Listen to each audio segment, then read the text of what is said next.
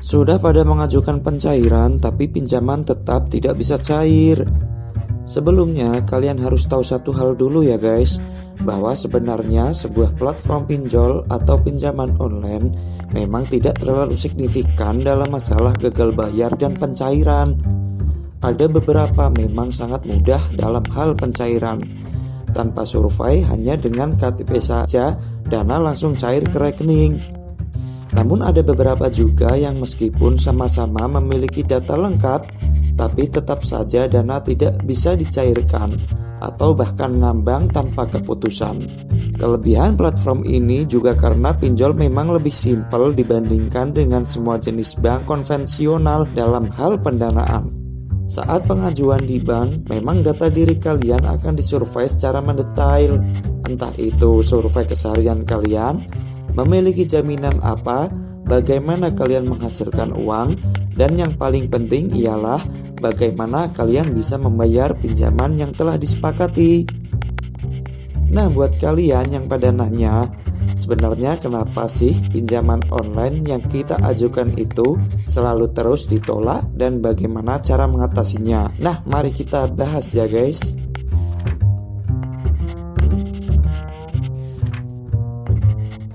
Yang pertama ialah memiliki profesi di bidang hukum. Hal pertama yang mungkin membuat pengajuan pinjaman online kalian selalu ditolak ialah karena kalian berprofesi sebagai penegak hukum. Profesi ini meliputi hakim, pengacara, dan lainnya. Orang-orang yang dalam lingkup profesi tersebut memang akan sangat sulit sekali ditekan apabila mengalami telat bayar atau gagal bayar. Mereka udah tahu hukumnya. Mereka sangat mengerti kalau masalah pinjaman online hanyalah masalah perdata, yang apabila memiliki keterlambatan atau gagal dalam pembayaran itu mereka tidak bisa ditekan secara hukum.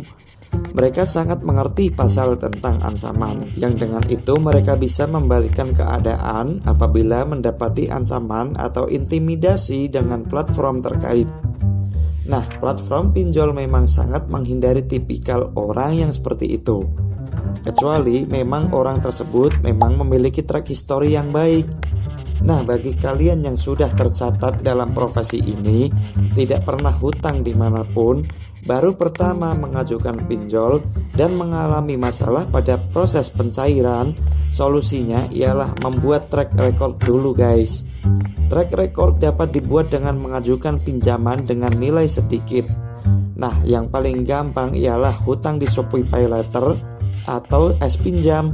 Apabila track record kalian baik, maka kalian dapat dengan mudah meminjam di aplikasi pinjaman online lain dengan limit yang besar. Yang kedua ialah histori keluarga. Alasan kedua pinjaman online kalian selalu tidak diterima ialah karena riwayat keluarga. Pengajuan kalian mungkin tidak akan pernah diterima apabila memiliki kerabat yang banyak gagal bayarnya. Meskipun tidak ada hal spesifik yang menjelaskan tentang masalah tersebut, namun yang perlu kita ketahui ialah bahwa para platform pinjol ini memiliki tim analisis yang bekerja dalam hal analisis data diri. Tim ini memang diciptakan untuk mengurangi resiko perusahaan mereka.